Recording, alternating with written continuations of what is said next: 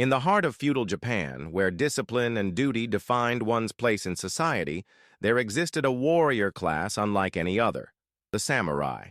They were bound by a strict moral code known as bushido, where honor was valued above life itself. Among these formidable fighters stood 47 men whose names would be etched into the pages of Japanese history.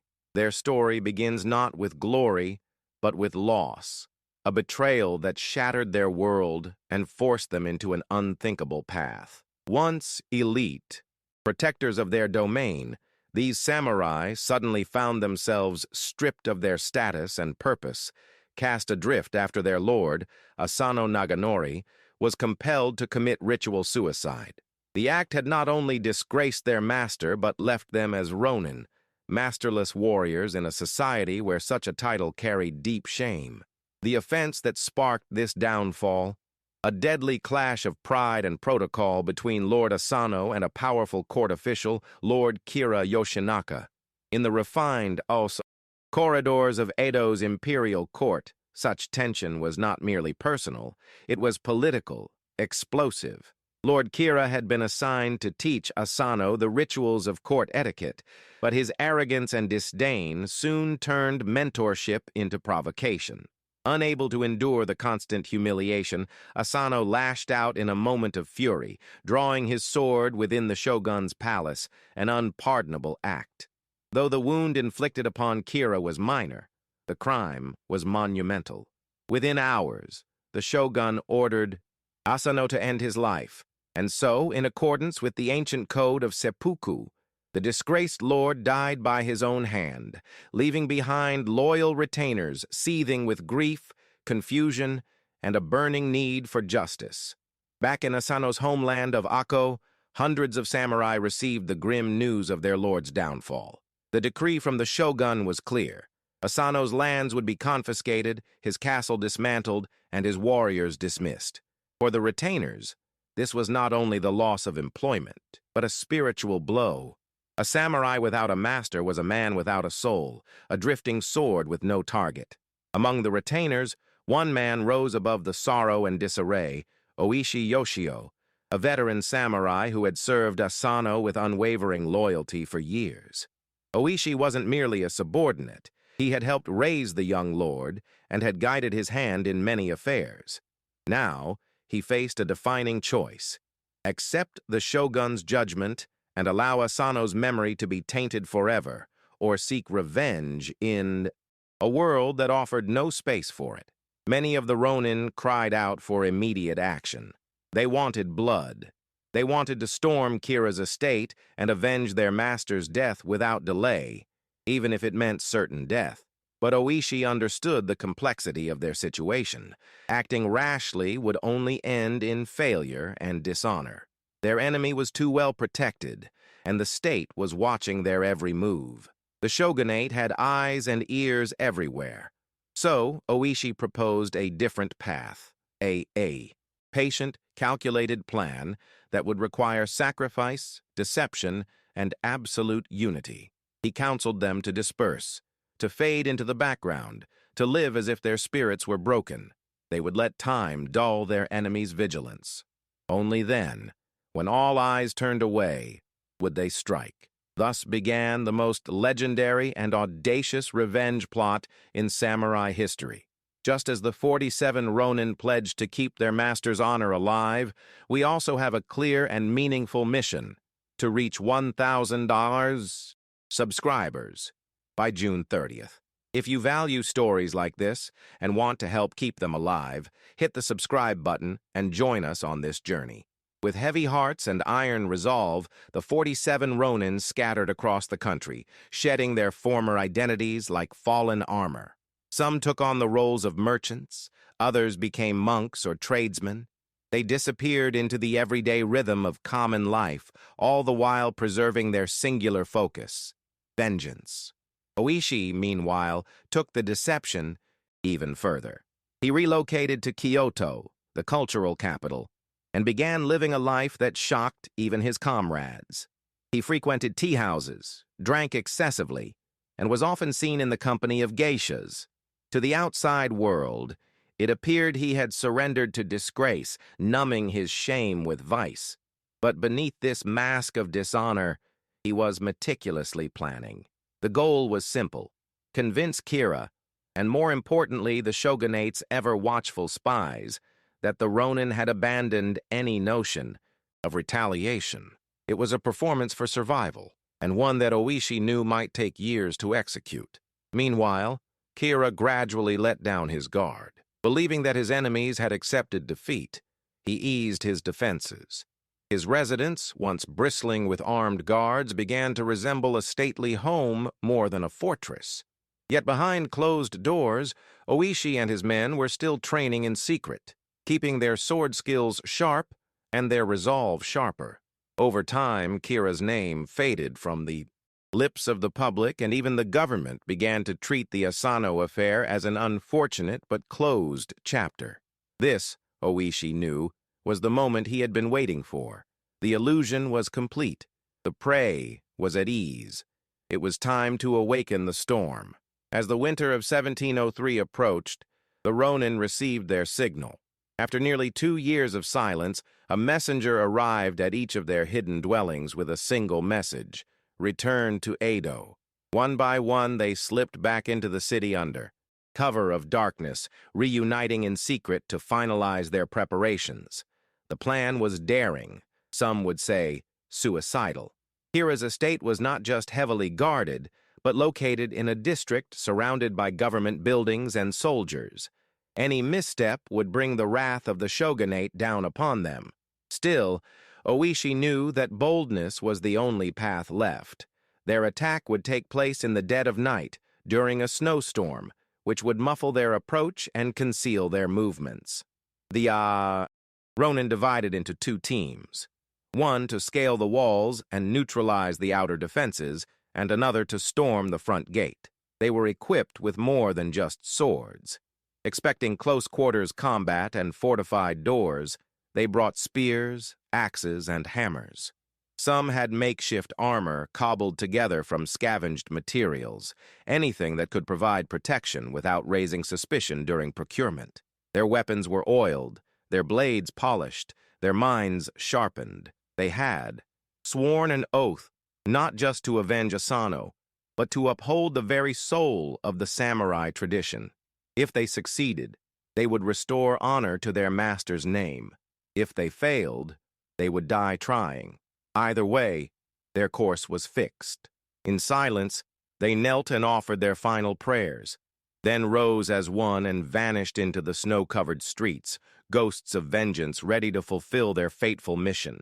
The night was still and blanketed in snow as the Ronin took their positions outside Kira's compound. Each man knew his role and moved with silent precision, like shadows slipping through the falling flakes. The perimeter wall, tall and fortified, loomed ahead, no ordinary barrier, but a defensive structure meant to withstand siege. The first team scaled it with ropes and hooks, careful not to disturb the guard rotations. On the other side, the second team approached the front gate, aiming to neutralize the sentries without raising an alarm.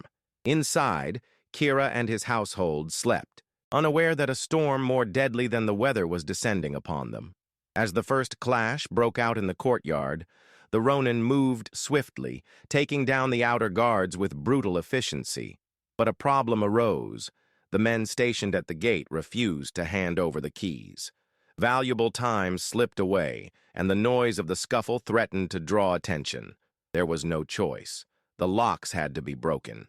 With hammers and iron bars, the Ronin smashed their way in. Once inside, another team raced to secure the barracks where Kira's personal guards were sleeping. They clamped shut the doors from the outside, locking the soldiers within and neutralizing a potentially overwhelming threat. It was a ruthless but necessary tactic. Every minute counted. The longer they lingered, the more likely it became that the shogun's troops, stationed just a few streets away, would be alerted and descend upon them.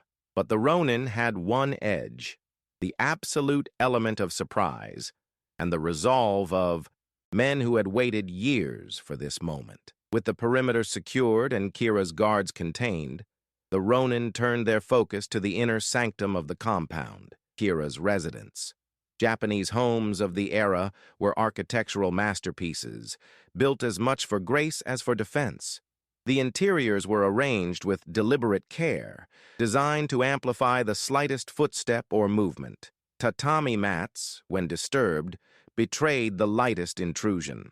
Sliding doors and paper walls concealed alcoves, storage rooms and secret compartments, ideal for a man attempting to escape or hide. The Ronin fanned out through the residence, blades drawn, eyes scanning every corner, every shadow.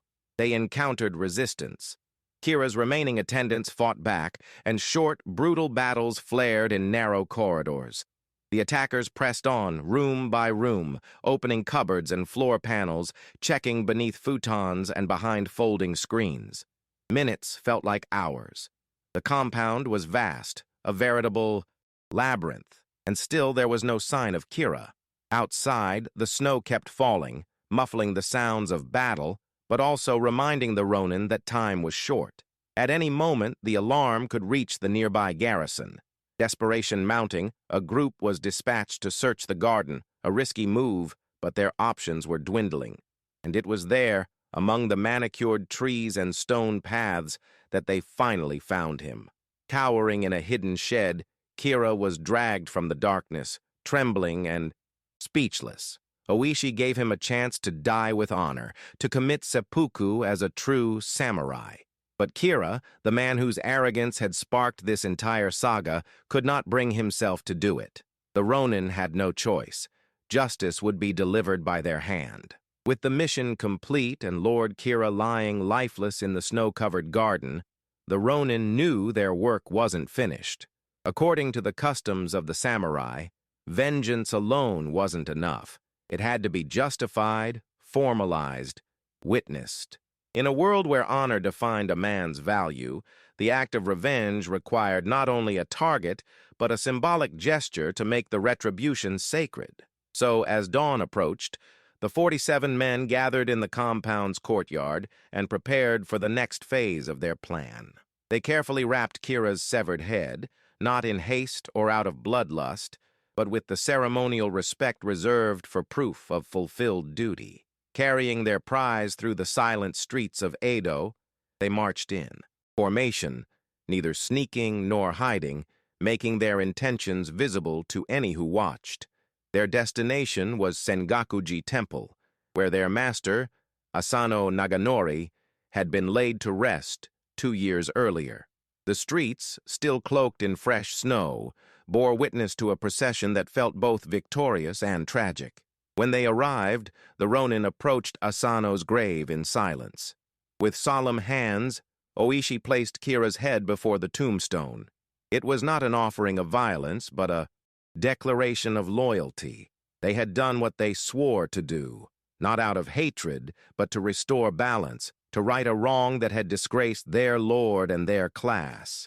In that moment, they were no longer Ronin.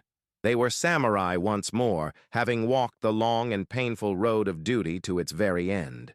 News of the raid spread through Edo with the force of a lightning strike. In a tightly controlled society ruled by the shogunate's iron fist, such an act was unprecedented.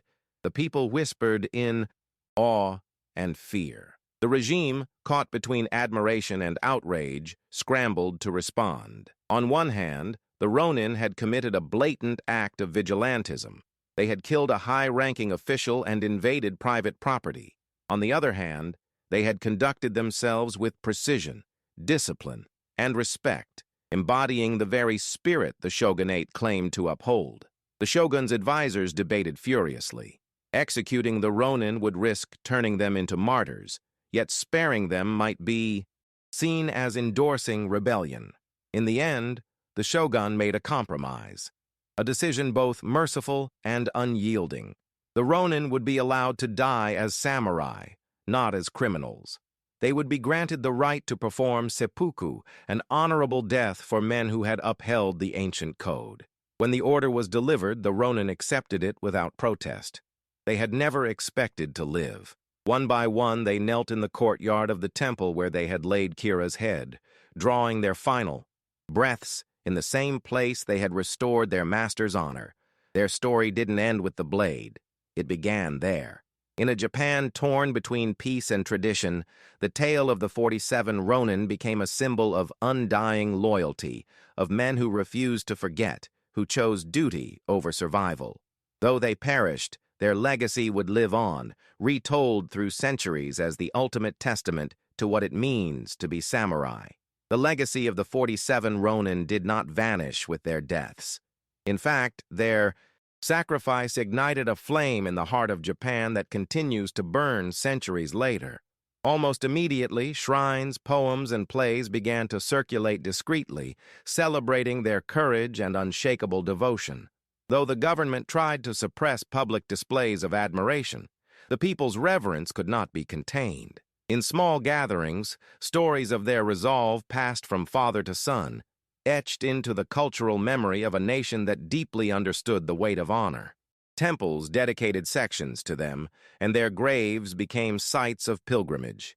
The actions of the Ronin gave voice to the voiceless, to those who felt powerless against injustice, but clung to a dream of redemption. Over time, their story transcended class, inspiring not just warriors, but merchants, farmers, and scholars. In a society bound by conformity and hierarchy, the 47 Ronin became symbols of individuality guided by principle, proof that righteousness could prevail even against immense odds. Their tale has since been dramatized in countless forms: kabuki theater, novels, films, and even modern television. But despite its dramatization, the core truth remains unshaken. They were men who refused to betray their code. Their revenge was not an act of chaos, but of careful judgment, born not from hatred, but from duty. It is that distinction, the line between blind rage and principled action, that makes their tale endure. They remind Japan and the world of the rare but powerful force of conviction, even when it demands the highest price. What makes the story of the 47 Ronin so profoundly resonant is not just the spectacle of vengeance, but the inner conflict they endured. Each of them had to wrestle with the reality that their mission would lead to their deaths. For over 2 years, they lived dual lives. On the surface, ordinary men fading into obscurity, but within, warriors consumed by purpose. It would have been easy to abandon the path. No one would have blamed them for choosing life, for burying the memory of a fallen lord and moving on. Yet none of them did, and this commitment, this iron will to fulfill a promise despite the cost, transforms the 47 Ronin from mere historical figures into moral exemplars. They teach that loyalty is not about convenience, but about perseverance in the face of impossibility. Their saga invites reflection, not just on justice, but on the nature of sacrifice. In a modern world obsessed with survival and self-interest, their story cuts through the noise with a piercing truth, that there is strength in honoring one's word, even when the world turns its back. Their decision to uphold a forgotten code in an era of complacency was more than a statement. It was a revival, a resurrection of values thought lost to time. And in doing so, the 47 Ronin left behind a legacy not of rebellion, but of courage, humility, and eternal respect for the path they chose to walk, not because they had to, but because they believed it was right. If this story has moved you in any way so far, give this video a like and follow the channel. It really helps us share messages like this, stories that remind us of the power of loyalty and the courage to do what's right. Long before the night of the attack, Oishi had understood that this plan would test more than just physical endurance or combat skill. It would demand psychological resilience, unity under pressure, and above all, absolute trust among the men. Each Ronin was required to live in solitude, to sever ties with friends and family, and to assume a false identity that mocked their former pride. For samurai trained to live by visible honor and public reputation, this was a torment in itself. Many endured public ridicule. Others were dismissed as cowards or drunks.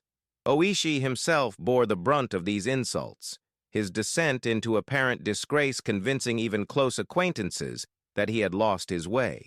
Yet none of them broke character. Their silence was their shield, their loyalty, their compass. There were moments of doubt, certainly, whispers of betrayal, long nights of questioning whether their master's memory truly justified the road they were walking. But Oishi remained steadfast, a quiet pillar that held the entire mission together. He knew that if even one man faltered, the entire effort would collapse. And so he kept them waiting, suffering, restrained, until the perfect moment. Their ability to suppress emotion, to endure humiliation, and to maintain absolute discipline over so long a period is perhaps more astonishing than the attack itself. That inner warfare, the one fought in quiet alleys behind closed doors and within the soul, was the true crucible in which these men proved themselves. In that long silence, they did not fade, they sharpened. The act of vengeance carried out by the 47 Ronin was not merely personal. It was a confrontation between two visions of Japan. On one side stood the polished, bureaucratic order of the Shogunate, a society moving toward pacification and formal hierarchy. On the other, a remnant of the old warrior spirit, fierce, stoic, unwilling to surrender to polite injustice. Kira represented the ascendant values of privilege, manipulation, and political favor. Asano, and later his loyal followers, represented the fading ideal of direct, unbending honor. In targeting Kira, the Ronin challenged more than a man. They challenged a system that had grown indifferent to true virtue. That is why their story struck such a chord with the common people. It wasn't just about a master avenged. It was about the restoration of balance. The Ronin reminded the public that the sword, when wielded with justice and restraint, could still speak truth to power. Their action exposed the gap between the moral rhetoric of the authorities and their self-serving inaction. And while the shogun ultimately ordered their deaths, he did so with reluctance, recognizing that in punishing them, he was simultaneously validating them. That paradox, that the state could not survive without order, and yet order without honor was empty, made the tale of the 47 Ronin not only unforgettable, but politically radioactive. It forced the nation to reckon with what it truly valued, obedience or integrity, peace or justice. And it left a question that would linger far beyond their graves. In the years that followed the incident, Japan would undergo immense transformation, socially, politically, and technologically. But no matter how distant the world moved from feudal structures and samurai codes, the story of the 47 Ronin remained embedded in the nation's soul. Their tombs at Sengakuji became pilgrimage sites, not out of mere curiosity, but out of reverence. Each incense stick lit at their graves, each bow from a passerby, served as an acknowledgement of the eternal relevance of their sacrifice. Schools began teaching their tale to children, instilling the lesson that honor, even in death, leaves an immortal legacy. Writers and playwrights reinvented the story time and again, each era interpreting it through its own lens, sometimes focusing on loyalty, sometimes on resistance. But regardless of the angle, the heart of the tale never changed. 47 men who had every reason to surrender chose instead to uphold something greater than themselves. They acted not out of emotion, but out of principle, and in doing so, they preserved a dying virtue. Their lives and deaths remind every generation that character is forged, not when things are easy, but when everything is lost and one still refuses to break. In a world increasingly seduced by convenience and compromise, their legacy remains a challenge. Who are you when no one is watching? What do you stand for when standing comes at a cost? The Ronin did not just answer those questions, they embodied them. Even today, the questions raised by the 47 Ronin echo with startling relevance. In boardrooms, on battlefields, and within. The hearts of individuals facing moral crossroads, the same tension lives on. When should loyalty outweigh survival? When does silence become complicity? The Ronin offer no easy answers. They are not saints nor rebels, but men who chose a path with eyes wide open. They were not forced into vengeance. They elected it, understanding that the world they lived in would offer them neither mercy nor reward. They sought no audience, and yet earned eternal witness. That is what separates their story from mere revenge. Vengeance often seeks validation. The Ronin needed none. Their mission was not to be seen, but to restore what had been lost, even if no one understood it at the time. That restraint, that discipline, is what modern society often lacks. We live in an age of immediacy, where emotions dictate action and applause validates truth. The Ronin remind us that there is power in quiet purpose, in patience, in sacrificing one's image for a deeper cause. They remind us that true loyalty may demand not only time and strength, but also isolation and ridicule. In choosing death over dishonor, the 47 Ronin didn't just defend a fallen master, they defended the idea that some things are worth more than comfort, more than breath. They teach that living without integrity is its own kind of death, and that sometimes the most heroic path is the one walked in darkness, without recognition, but with unwavering resolve. To fully grasp the magnitude of what the 47 Ronin achieved, one must consider the political climate of Edo period Japan. The Tokugawa Shogunate, though masterful in maintaining peace, did so through a system of surveillance, strict social order, and suppression of dissent. In such an environment, a group of masterless samurai orchestrating a 2-year covert operation right under the regime's watchful eye bordered on the impossible. The shogunate had spies in every city, informants embedded in every neighborhood, and a judiciary that acted swiftly to quell any spark of rebellion. That Oishi and his men evaded this web for so long speaks not only to their discipline, but to the power of belief that transcends fear. They were not trained spies or rebels, but warriors turned invisible for the sake of a cause. Every action was calculated, every delay intentional. They understood the risk. Had they been discovered even a day early, they would have been executed in disgrace, their mission incomplete, their names lost. Instead, they etched themselves into legend not because they fought a battle, but because they outwitted an empire. It was the ultimate irony. In a system designed to erase them, they became unforgettable. And it is this subtle, strategic defiance, born not from rage but from resolve, that offers perhaps the most powerful lesson of all. That courage does not always roar. It often moves in silence, waiting for the right moment to change everything. Though their tale is soaked in sacrifice and framed by death, the spirit of the 47 Ronin is anything but tragic. Their end was not one of despair, but of fulfillment. They had set out to restore their master's honor, and they had done so in a way that would never be forgotten. For them, the act of seppuku was not defeat. It was the conclusion of a duty carried out to perfection. And in this paradox lies the beauty of their legacy. They died, but they won. They lost everything, yet reclaimed what mattered most. And they did it not as blind instruments of violence, but as thoughtful, disciplined men who lived by a code when the world around them no longer valued it. That's why, centuries later, their story still resonates. Not because it glorifies revenge, but because it elevates virtue. They remind us that justice can sometimes take the form of sacrifice, and that a life lived with purpose is worth more than 100 lived in comfort without conviction. They remind us that true strength often comes not from muscle, but from principle. The Ronin chose to rise after their fall, to plan when others gave up, and to act when the cost was everything. That strength, the strength to endure, to believe, to follow through, is the kind the world rarely sees, but desperately needs. Their footsteps may have vanished in the snow that morning in 1703, but their legacy marches on.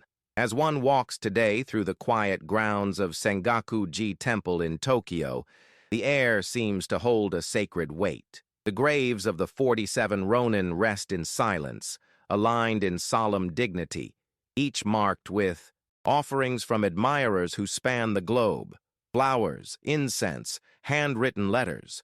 Tourists visit out of curiosity, historians out of reverence, and many Japanese citizens out of national pride. But regardless of why they come, all leave with the same lingering impression that these men were not just warriors, they were ideals in motion. Their final act left a mark not just in history books, but in the moral imagination of a nation. The temple does not scream their legend, it whispers it. The hushed reverence that surrounds their tombs tells you everything you need to know about their place in the Japanese soul. And in a country that has evolved far beyond the time of swords and castles, their message still fits. They remind the living that courage has many forms and that some promises are worth dying for. In a modern society of shifting values, digital noise, and moral ambiguity, the 47 Ronin stand as still points of clarity. They were men who faced a world that told them to move on, to forget, to accept injustice. Instead, they waited, they planned, they acted, not for fame, not for glory, but for a promise they made to a fallen man and to a way of life that no longer had a place in their world, yet lived on through their unshakable fidelity. The 47 Ronin story also endures because it challenges the very definition of heroism. They were not perfect men. Some drank, some doubted, all feared. They were not fueled by rage or revenge fantasies, but by something deeper, duty tempered by time. Their humanity makes their discipline all the more extraordinary. They knew the odds. They understood that killing Kira would not bring back their master, nor grant them redemption in the eyes of the law. But they also knew that the soul of the samurai did not belong to law. It belonged to honor. They accepted that their mission would earn no applause from their rulers. They did it anyway. And in doing so, they became the rarest kind of heroes, the ones who don't seek to be remembered, but become unforgettable because they stayed true when it mattered most. We often define bravery as the absence of fear, but the Ronin teach a better lesson, that bravery is acting with integrity despite fear, despite consequence, despite futility. Their heroism wasn't forged on the battlefield, but in the long, patient torment of waiting, pretending, enduring. It's easy to fight when the world is watching. It's harder to stay your hand for 2 years, to risk everything without guarantee, and to die knowing your name may be erased. That's what makes their story immortal, not because it ended in death, but because it was born of something worth more than life. What ultimately elevates the tale of the 47 Ronin to something beyond history or legend is its quiet defiance of cynicism. It is not a story built on miracles or luck. There were no divine interventions, no last-minute reprieves, no rewriting of fate. Everything that happened, they chose. Eyes open, hearts steady, despite knowing it would end in death. In that inevitability lies the strength of their example. They lived in a time when their class was becoming obsolete, their values considered relics of a bygone era. The world around them had traded swords for scrolls, war for politics, and the code of the warrior for the etiquette of the court. And yet, they did not abandon what they believed in. They adapted without forgetting, concealed their fire without extinguishing it, and acted when the moment called, not with bluster, but with devastating clarity. That is why even now, their tale continues to stir emotion, not because it belongs to the past, but because it speaks to a longing in all of us, for purpose, for integrity, for a reason to stand when it would be easier to kneel. The Ronin did not aim to inspire, they aimed to serve, and in doing so, they became an inspiration more enduring than any flag, statue, or slogan.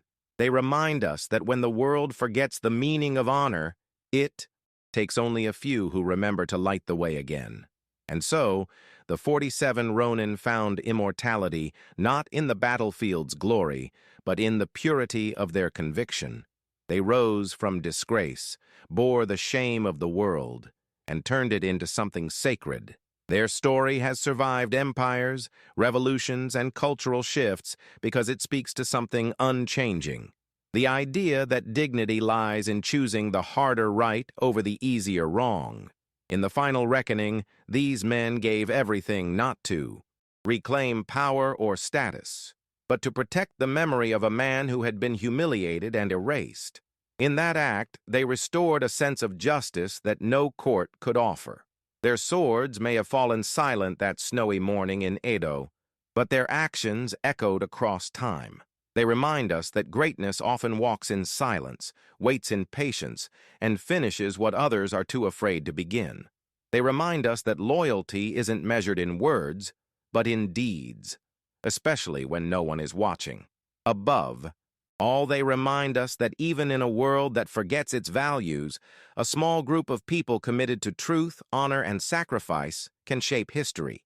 The 47 Ronin were not just samurai, they were a mirror held up to a society that had lost its way. And in that reflection, Japan rediscovered a part of its soul. Their journey ends in death, but their story lives as a call to all who hear it. Live with purpose, fight with meaning, and never ever betray what you believe is right. Now I want to hear from you. How did this story make you feel? Do you think there's still room for principles like the ones held by the 47 Ronin in today's world? Share your thoughts in the comments. Your feedback helps us grow and continue telling stories that truly matter.